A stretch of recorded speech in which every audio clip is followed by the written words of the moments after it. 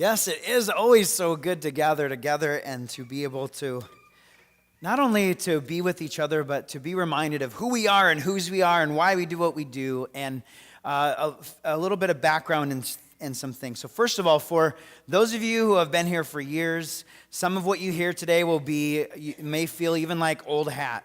I'm asking everyone to keep in mind that even in the year now that it's been since we began the Shine Appeal, we have lots of new faces and lots of new folks, and we want to bring everybody along on what this is all about. Not only the plan for the future, but why we're doing what we're doing.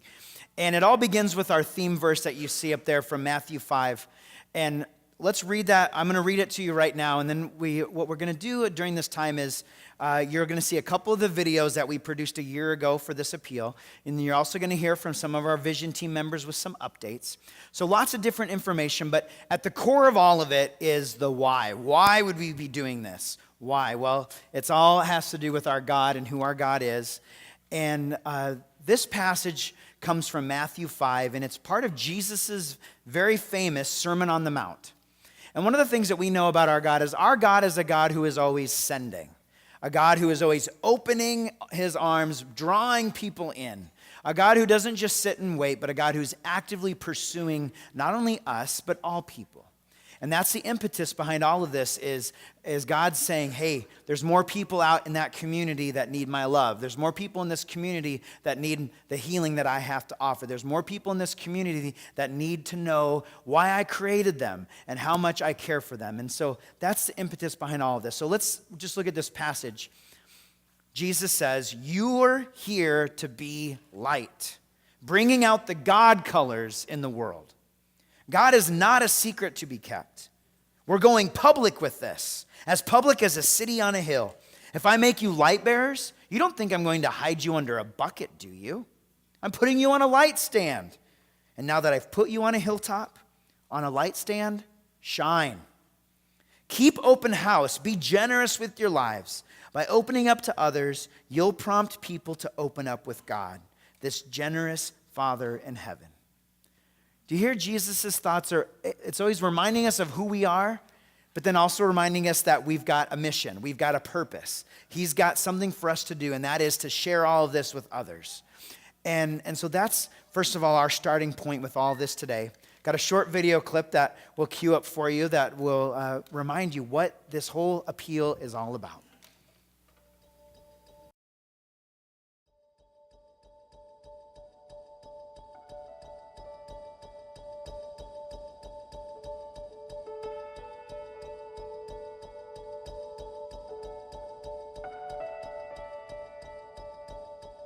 One of my favorite songs growing up was This Little Light of Mine, I'm Gonna Let It Shine.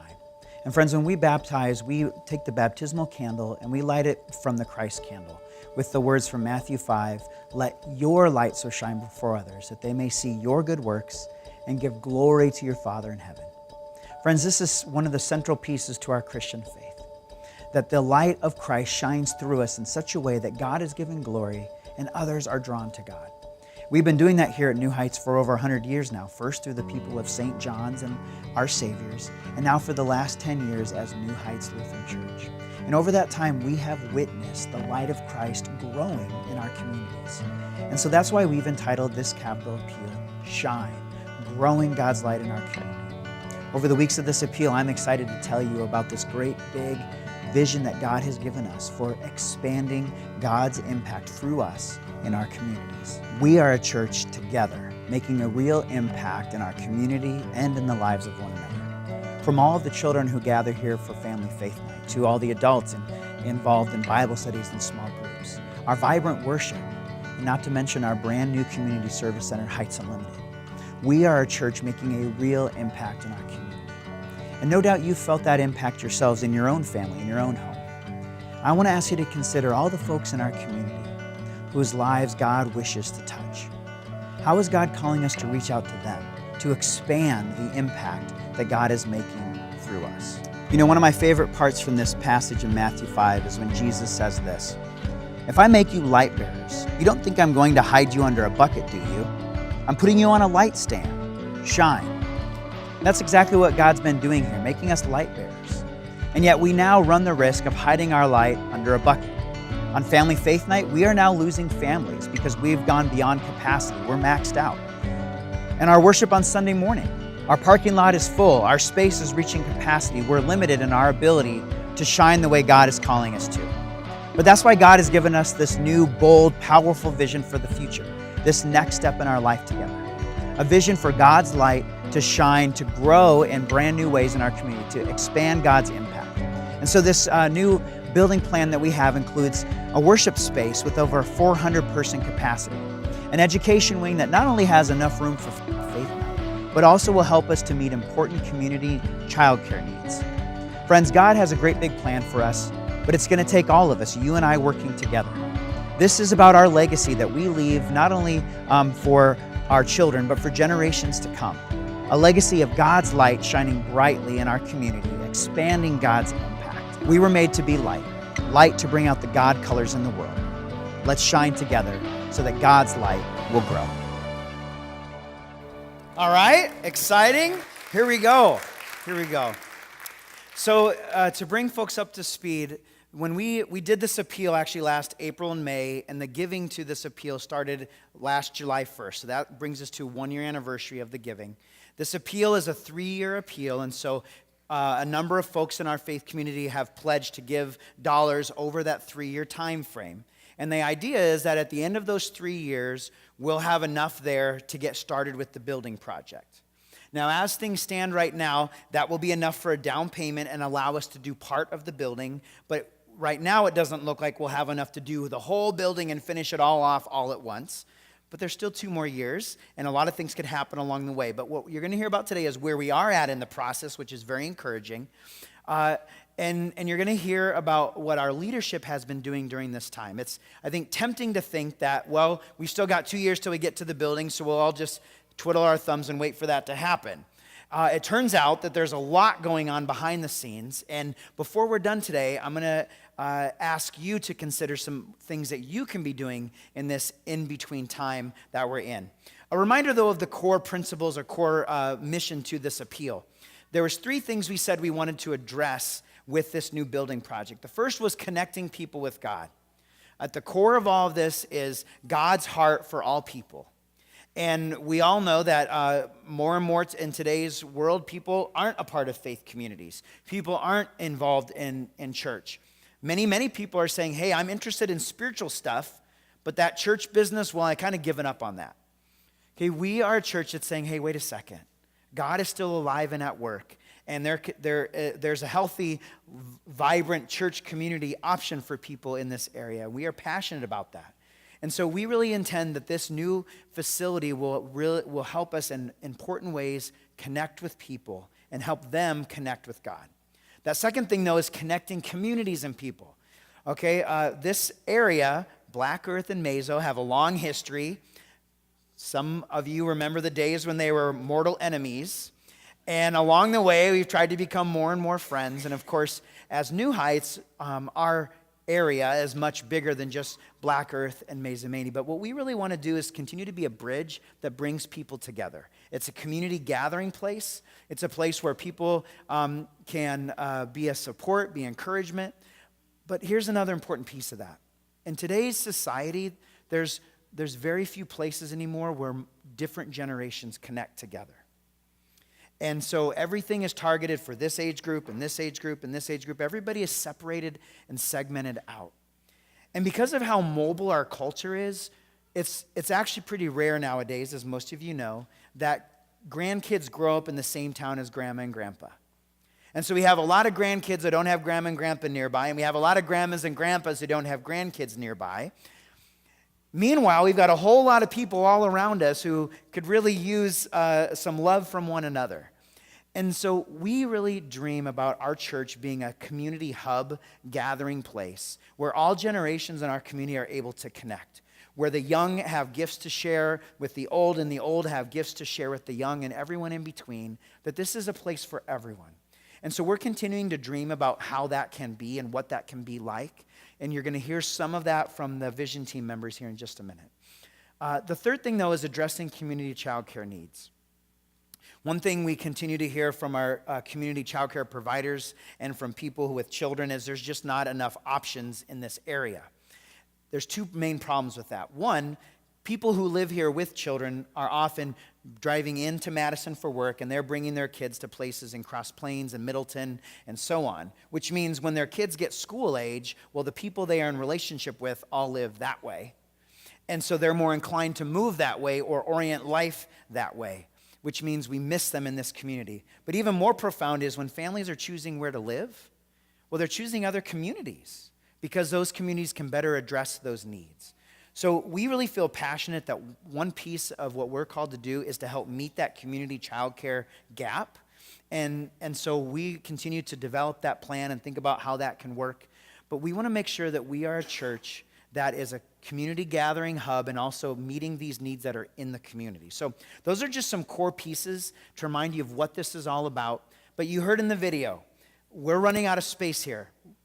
But we continue to do things to try to, let's say, patch it. That is, we added this third service on Sunday morning that's helped alleviate our overcrowding. We've also, you heard, we remodeled space in the basement to get more classrooms for Family Faith Night, but we continue to run into this problem. Can't wait for 2 years from now when we have a new structure and how God's able to work through that. But last thing, and then actually, if Vision Team folks, if you want to come on up, and I'll just connect the dots here. Here's the thing. It's easy, again, to think we got 2 years yet. We'll just wait for that to happen. Folks, this building project is not about let's get a new church that we can go, ooh, wow, we have a new church. This is all about how do we fulfill this mission that Jesus has given us to shine. That's what we're continuing to focus on. So during this time, leadership is continuing to say, okay, God, what are you up to here? What do you want us to be doing? How can we make sure this is what you want so that your work can be done? And so you're going to hear from Vision Team the active ways that we are doing that, okay? When they're done, I'm going to tell you what you can be doing. But we wanted to fill you in today on what's happened in the last year and what we're continuing to do in these years to come as we move towards that new building, okay? So, Vicki, take it away. Thank you, Pastor Rob. What a blessing it is to be here with you all today. We have so much to celebrate, and we are so grateful. Thank you all for your pledges and your generosity. We are also grateful to mission partners who prayerfully increased their giving and stretched beyond their original pledge amounts. We are currently at $428,000 in the building fund. Woo! We are on target to meet our projection of $735,000 by July of 2020. That is so exciting. God is so good. This will enable us to make the down payment, as you heard Pastor Rob discussing earlier, to build the shell of our new building. Now, I want you to just have a little imagining and dreaming moment with me. Let's all just imagine for a minute the possibilities if we received additional gifts, increased our pledge amounts, and obtained new pledges. Additional gifts might mean the difference between just building the shell versus finishing some or all of the space. It is possible with the help of God. Andy's going to give us some updates on what's been happening and how we've been preparing. Thanks, Vicki. With our building project still a few years away, this year has been about preparing. So it's important that we remain open to adapting our plans according to God's leading. So our leadership has been actively praying and listening. You will see in the next slides we're actively gathering information and engaging in conversations with potential community partnerships that will expand God's impact in our community as well. An important part of this is actively pursuing building options that will give us flexibility to best meet our vision, mission, and our values while fulfilling what God is calling us to do and be for each other and this community and the world around us. For community engagement, as part of our call to expand God's impact, leadership has been engaged in conversations with the community leaders and partners. Our goal is to better understand unmet community needs and how, in response, our building can be a tool for ministry and serve as a resource in the community. We've had lots of conversations with community leaders, including the Wisconsin Heights School District. And ironic and interesting that the school district just had a community gathering meeting, trying to look ahead for 15 to 20 years in where is the Heights School District going. and what are our needs in our community. And interesting to note that there were well over a dozen representatives just from Wisconsin Heights Church there with the other 80 folks from the community. So it's not something that we're going alone. Others that we met with are Sauk Prairie Health, Northwest Dane Senior Center, local child care providers, and our social worker for this community and the YMCA. We truly are open to any possibility that God may have in store for us. Another good example is how the YMCA could be an impact possibly with us too, something we're looking into. I heard Pastor Rob talk about the fact that there is this YMCA opportunity or thing we should be thinking about at least and considering, and I happen to have a real close friend that lives in Minnesota that's on a YMCA board of directors. So I just talked to him for a brief minute, and he introduced how that YMCA in his backyard in the Twin Cities up in Minnesota combined with a church and a senior caregiving kind of facility, and they worked together and built a organization that helps serve the community in many ways up there. And then come to find out, the executive director I passed on to Pastor Rob, and he said, I know her. So it was just very ironic. And then he said, and one of my peers and good friends pastored up there at that same church. So probably just a coincidence, but I don't think so. But anyway, those are the kinds of things that we're trying to be open to and listening to so that we can have a really good plan that will sustain us into the far future, not just here, but as the community at large. So I'll pass it back to Vicki. So when we're thinking about the building and the needs, flexibility and a clear vision is the key. Our findings may indicate that adjustments are needed to the floor plan in order to meet both ministry and mission and the needs that address a growing unmet needs in our community. Leadership has been learning more about flexible, multi-use spaces in our communities. It's apparent there's a growing need. When we were interviewing with some of the multi-flex spaces, they felt very badly about having to turn away families and organizations and groups. And so it's apparent there's a growing need for more of a community collective space. We're also gathering information to determine if there's a need for a commercial kitchen and what requirements are needed should we determine that there's a need for additional basement space. Teresa's going to also discuss what's been happening in our ministry and mission area. In all of this, we're asking ourselves, what is God calling us to do? We have all the excitement of the capital appeal going on, but we also continue to focus on the ministry at hand and making use of our current time and talent and resources. So just to name off a few things that we've been working on. So Heights Unlimited, it's doing a great job in sustaining our presence in the community, providing food and providing clothing to those in need. Our serve and care ministries are flourishing, and we've added a grief support group. The basement area was remodeled to support Family Faith Night, and we've increased janitorial and office staff hours to help out keeping things in order in the church building. And we've also added this third worship service, so things are going very well. At the same time, we're mindful that we need to keep our highly talented and highly skilled staff here. We need to appreciate them, and we need to make sure that we're taking care of them and retaining them. We have grateful hearts, and we're very excited as we celebrate our 1-year anniversary of all that we've accomplished with the help of God. We hope that you are excited and confident as leadership continues to listen and actively pursue options to expand God's impact, both for our mission partners as well as the community at large, and those not here yet. Thank you for your trust and your continued prayers as we continue to research, gather information, and actively pursue options that best meet God's call and reach. As a reminder, in 2019, we will continue to get a clearer vision of how our new building will be used as a tool for ministry, and will further define our potential partnerships and confirm viability of our building approach. I'm going to turn it back over to Pastor Rob. Thank you, guys. So that's a quick snapshot, and actually, we've put something in the Faith Life Weekly today that we intend for you to take home, and we are going to mail these to everyone, so you will get one in the mail, but this is meant for you to be able to get everything you just heard, to get it a little more spelled out in print, so you can go, now what were they talking about? What does that mean? Some important stuff here, but also I want to turn your attention to the back of it, and actually you don't need to Actually, you can look at the screen here in a moment. We're going to talk about what you can do now. What's your role in all of this? And that is that we want to talk about this idea of investing. What I want you to hear is a mistake that a lot of churches make when they do a new building project. And we are really sort of set on not making that mistake. And what often happens with a building project is it sort of takes over everything. And all the focus of the church is about the building. And if we can just get that building up, and then what happens, the building goes up, and then everybody says, well, we're done. We built the building. Okay. And what gets lost in the shuffle is, A, the whole purpose of the building, and more specifically, the ministry and mission of the church that we're called to carry on and continue.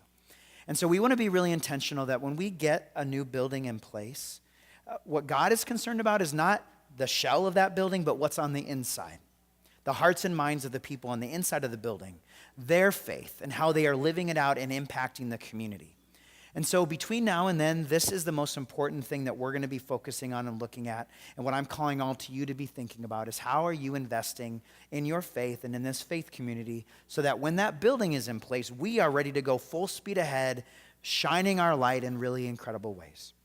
Now, to help us get at that, one more video to remind you of what we're all about and what we're doing and the impact we're making. So let's cue that up.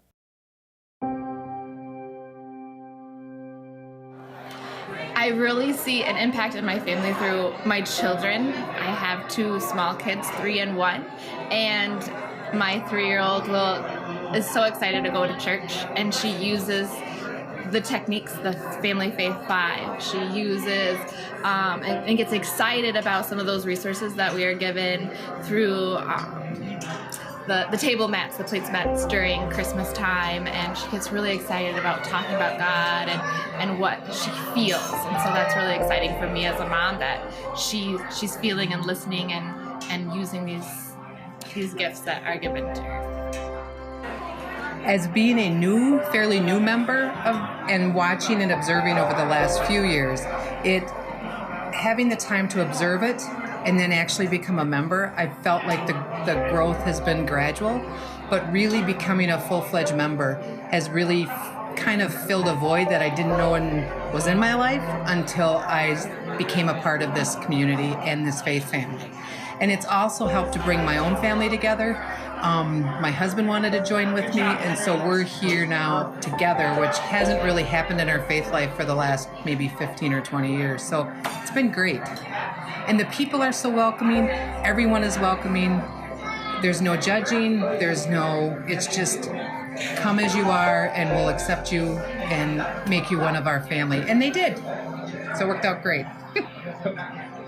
Well, when we first came to New Heights, one of the things that really impressed us was just the size and the energy of the youth program.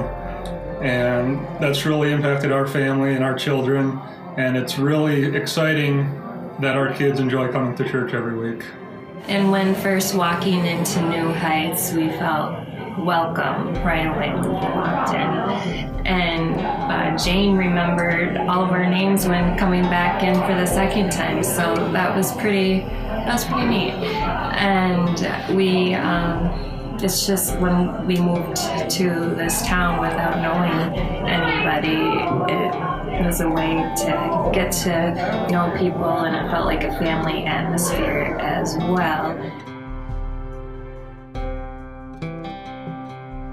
I believe that is true because of our plans to build a new building. I think more people need to come.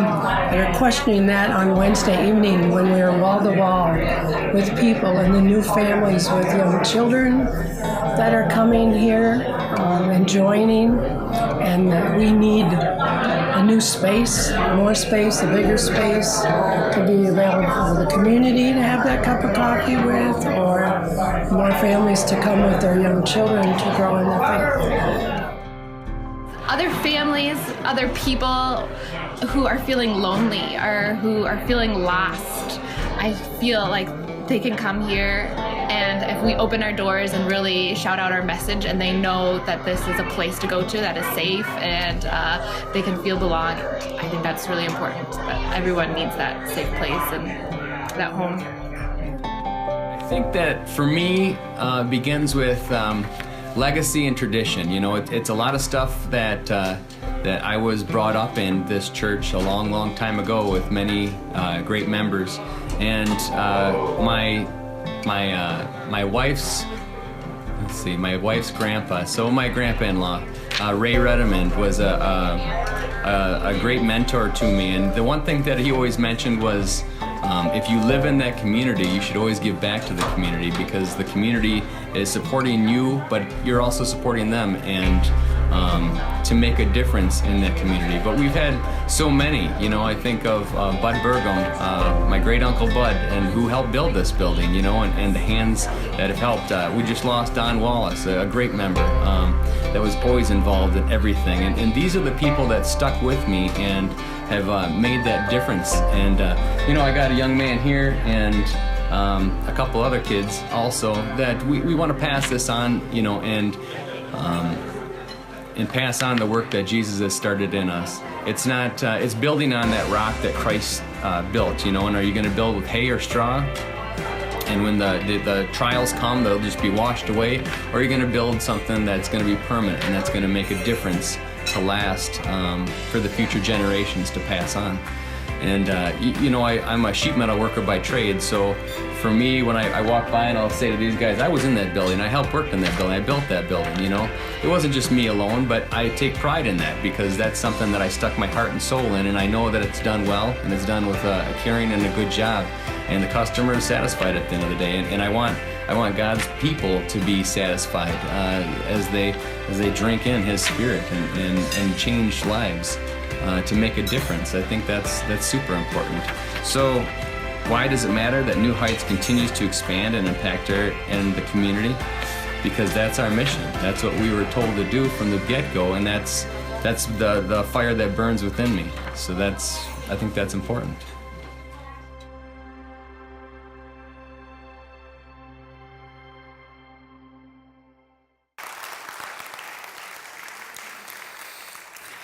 Well, I'd say Brett nailed it. Thank you to everybody who was a part of that video. And let's see, Sarah doesn't just have 2 anymore. There's 3 Rowans out there right now. There he is. Oh, just beautiful. But friends, that's a reminder of what this is all about. And Brett said, you know, he started with, he said tradition and legacy, and then he concluded with mission. And that's what all of this is. Jesus has given us this mission to shine. That's why we're here. We are here to do what God has created us to do.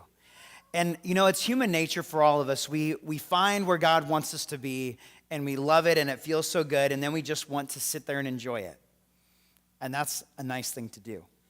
But we can't forget that not only does God want us to enjoy God's gifts, but God wants us to share God's gifts.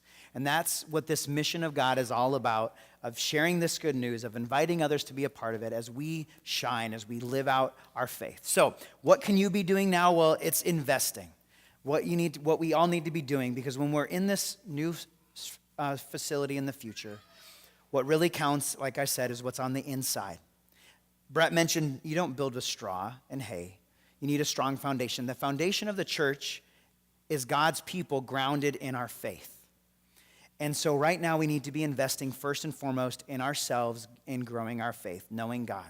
During this time is a time for you to be digging in deeper in your faith, connecting with God in a deep way, coming to worship on a regular basis, being a part of a Bible study or small group, daily having devotions and quiet time or prayer in your daily life.